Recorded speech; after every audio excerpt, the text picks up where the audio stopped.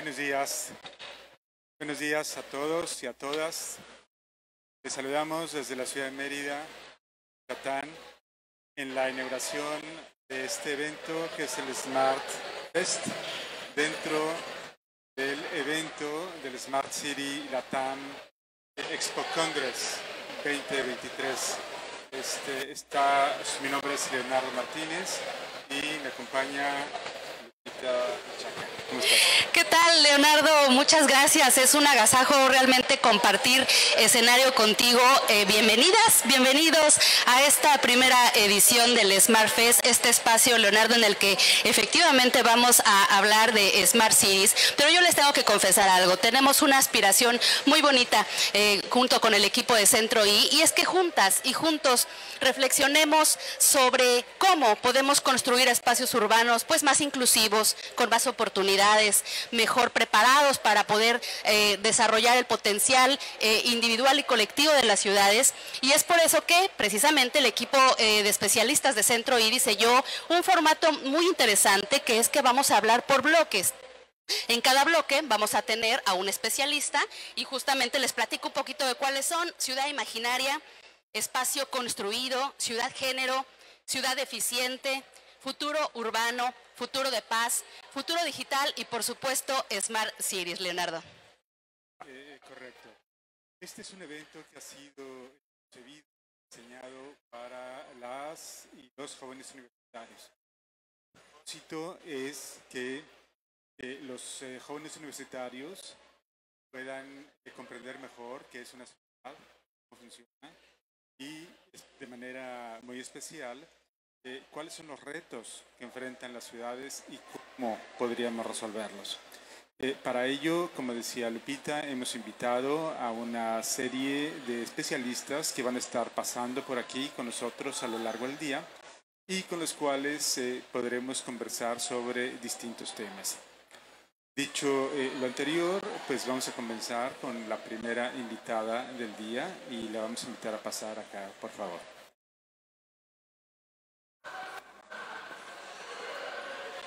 Hola, Claudia, ¿cómo estás?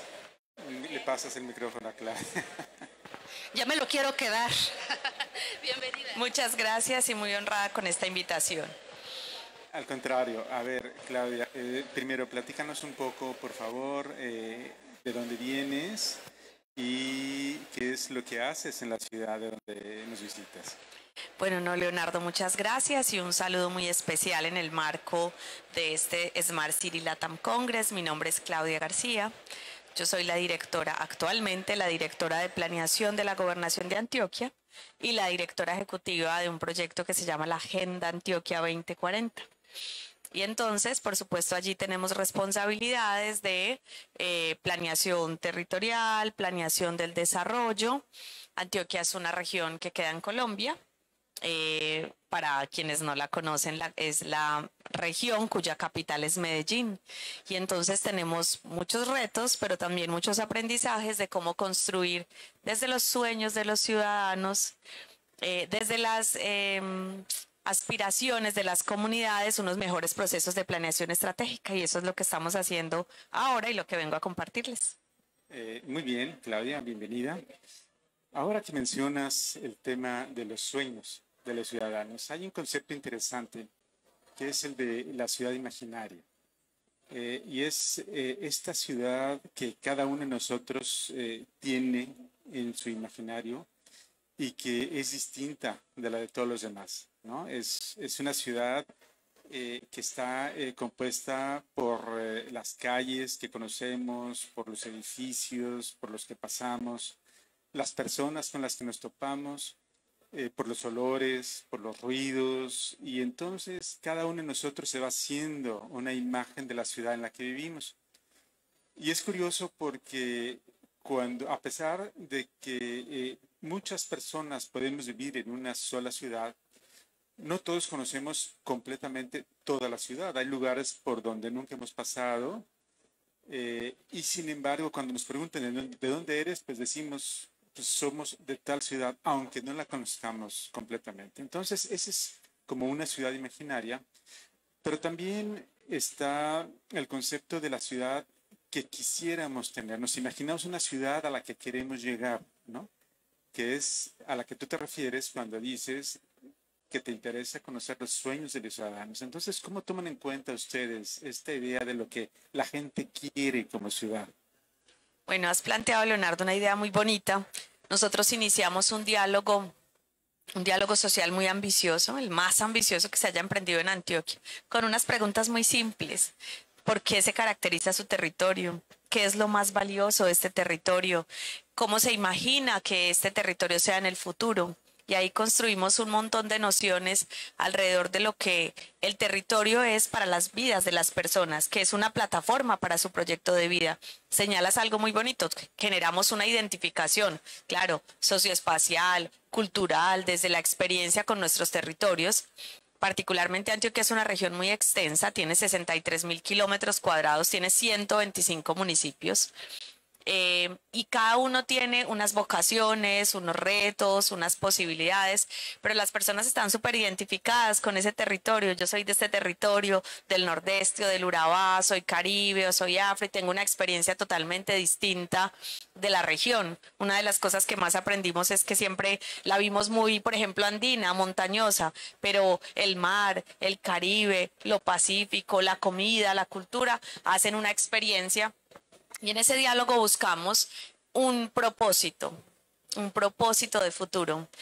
¿En qué podemos estar de acuerdo sobre este territorio? Hay cosas en las que no estamos de acuerdo y cómo vamos a construir paz en territorios que han sido territorios del conflicto a partir de un propósito superior.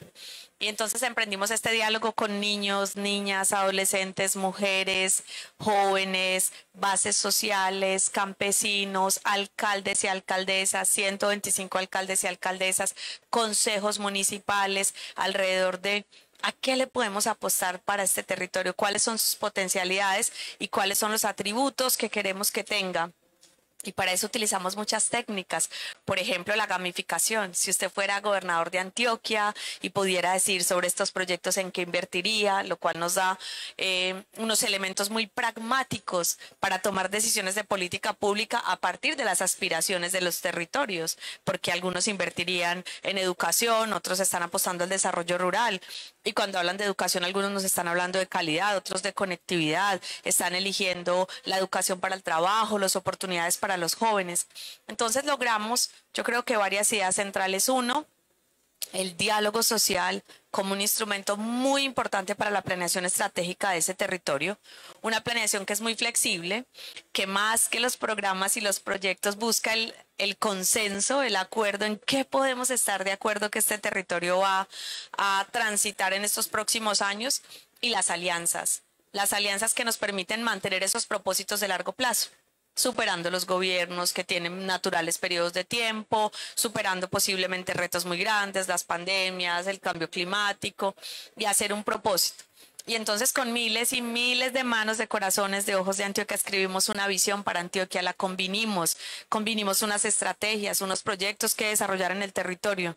De eso se trata la agenda. De una manera muy legítima, escuchar las demandas sociales, si puedo usar esa palabra, escucharlas en un diálogo que hemos llamado un diálogo entre saberes, un diálogo cotidiano que estuvo en todo el territorio, pero también un diálogo con el Comité Científico de Cambio Climático, también con los empresarios y todos los sectores del desarrollo, también con todos los niveles de gobierno, e ir conviniendo en lo que podíamos estar de acuerdo. Y a partir de eso construir un plan de intervenciones, de objetivos estratégicos, de megas para los próximos 20 años para Antioquia. Bueno, muy interesante, sin duda alguna, pero me lo imagino muy complicado, ¿no? Cuando hablas de esa extensión, de ese número de municipios y además dentro de cada municipio, dentro de cada centro de población, pues hay grupos de población con diferentes intereses, ¿no? Con diferentes temas en común. Entonces, ¿qué metodología utilizan ustedes para poder ir avanzando y finalmente escoger una estrategia y unos objetivos para una zona en específico, por ejemplo? Claro, sin duda, no solamente 125 municipios, sino 7 millones de habitantes. también habitantes con muchos enfoques muy distintos y nociones de la vida muy distintas, por ejemplo, nuestros pueblos indígenas, nuestras comunidades afro. Yo creo que hay elementos muy importantes. El primero es una convicción del diálogo. Nos podemos mantener deliberantes y el diálogo además es entre improbables, no entre los mismos, entre los que con complacencia vamos a decir si estamos de acuerdo, sino los diálogos que permiten contrastar las posiciones y las reivindicaciones, si se quiere, de las comunidades, pero sobre todo un diálogo que está enfocado a qué podemos acordar. ¿Qué podemos acordar? ¿En qué podemos estar de acuerdo para este territorio? Y eso implica, por supuesto, tiempo para escuchar, tiempo para dialogar. Eso nos tomó cerca de 2 años y medio, recorrer todo el territorio, cada municipio, más de 13 diálogos, con todos estos grupos que les decía, pero luego la metodología nos permite que para ese territorio hiciéramos una plenaria. Entonces un vocero de los niños y las niñas, un vocero de los jóvenes, de los adultos mayores, de todos los grupos de interés, iban a la plenaria para decir, hay un solo territorio. Este es el que tenemos. ¿Qué podemos acordar? Y entonces ahí hay unas deliberaciones, se puede acordar más de lo que uno cree, se los aseguro.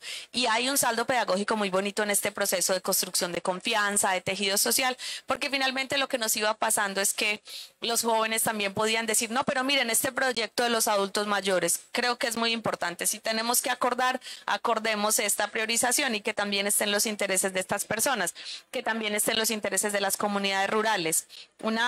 Una construcción que nace, que no es del tecnócrata, que no está en el escritorio, que nace de los territorios, siempre con esa guía. ¿Qué podemos acordar? Y luego de eso hacíamos una reunión zonal y en esa reunión zonal estaban los voceros de los municipios. Es decir, ya hicimos una reunión en el municipio y acordamos lo que podíamos acordar.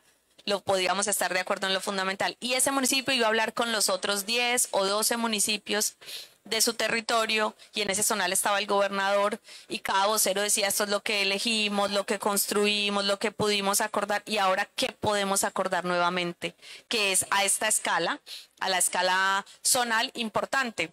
Les voy a contar ejemplos. Un hospital. Si vamos a cada municipio, todas las comunidades dicen necesitamos un hospital de este nivel, pero si estamos pensándonos zonalmente es probable que decidamos que de ese nivel es mejor en este territorio por la accesibilidad, pero que en todos tenemos que tener centros de salud de atención primaria o que, por ejemplo, por supuesto, porque estamos hablando de grandes extensiones regionales, todos no van a tener los mismos niveles por ejemplo, de complejidad de instituciones de educación superior, pero pueden trabajar en red, se pueden articular y hay unos innegociables de descentralización que sí tienen que estar en todos los territorios, las oportunidades, los empleos, las atenciones.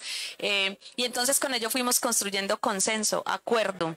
Por eso el plan es muy bonito, pero es aún más bonito la capacidad de mantenernos deliberantes, de mantenernos siempre dialogando y volver a acordar con el diálogo. Entonces, cuando teníamos que tomar decisiones en otro nivel, porque es como una pirámide, nosotros siempre representamos el proceso. Entonces, en la base está el diálogo más amplio y luego se van tomando decisiones. Todas son colegiadas, ninguna es solamente del gobierno. Inclusive en lo más alto de la pirámide hay un consejo superior que tiene más de 200 instituciones del territorio, de la academia, de los gremios del sector privado, de los actores políticos, de las bases sociales, de las organizaciones sociales, deliberando sobre las decisiones. Eso requiere tiempo, pero el valor del consenso es muy importante. Por una palabra que voy a usar acá, para inspirar a los jóvenes también a escuchar o a pensar en otros temas y sobre todo en la planeación, que es una función pública, le es natural al gobierno, pero requiere legitimidad. Y legitimidad que se construye a partir de que el proyecto es el proyecto del territorio, porque los gobiernos pasan y muchas veces nos dicen, ¿por qué no podemos mantener en el largo plazo los proyectos? Porque son de los gobiernos, no de los territorios. Entonces lo que estamos es interpretando cuál es el proyecto de territorio que quiere Antioquia para el futuro y más bien al revés, dándole mandato a los gobiernos sucesivos que vienen a decir esto es lo que la gente le apostó, lo que las comunidades quieren, ¿cómo seguimos haciendo esto realidad? Bueno, eso me parece fundamental, pero ¿han logrado que cuando hay cambio de gobierno se respete lo que acordaron anteriormente? Bueno, nosotros tenemos buen historial en Antioquia y en Medellín de coordinación entre niveles de gobierno, de tener proyectos de ciudad, de tener proyectos de largo plazo. No se puede emprender una transformación como la de Medellín o como la de Antioquia en la que estamos hablando de territorios con altísimos retos de violencia, de inseguridad, de riesgo de la vida en todas sus formas, de cambio climático a escala de Antioquia, y pensar que eso se puede resolver en 4 años de gobierno. En todos los casos, ello requiere un proceso de transformación.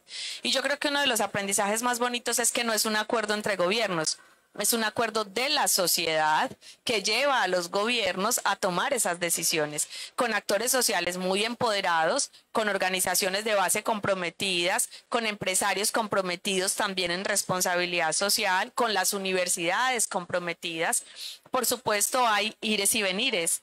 Hay periodos de más velocidad, hay periodos de menos velocidad, pero lo más importante es que la sociedad se da cuenta y empieza a exigir y dice, este proyecto es un proyecto importante de ciudad que lleva 20 años, ¿por qué no se está haciendo bien? O en esta o en tal administración no se está viendo la atención de los niños, de igual manera como ya habíamos aprendido en la política del territorio. Entonces, por supuesto, hay que decir con honestidad que hay momentos que se ralentizan las políticas del territorio, pero lo importante es que la sociedad se mantenga activa y se dé cuenta, porque como se da cuenta, el control social es un motor de hacer que puedan corregirse esos pasos. De acuerdo.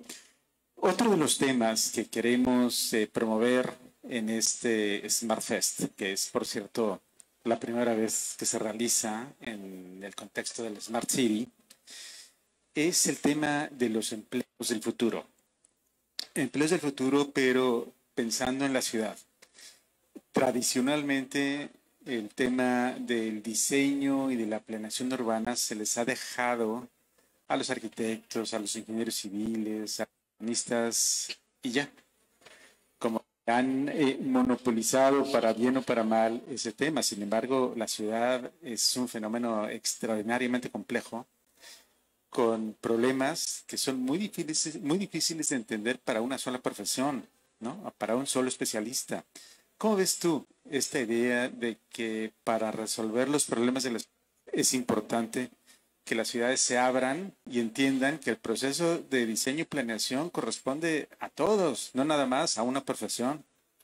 Sí, esa es una pregunta muy bonita, Leonardo. De hecho, una de las cosas que aprendimos en este proceso, en la Agenda Antioquia 2040, fue la necesidad de involucrar muchas profesiones distintas, científicos de datos. Vas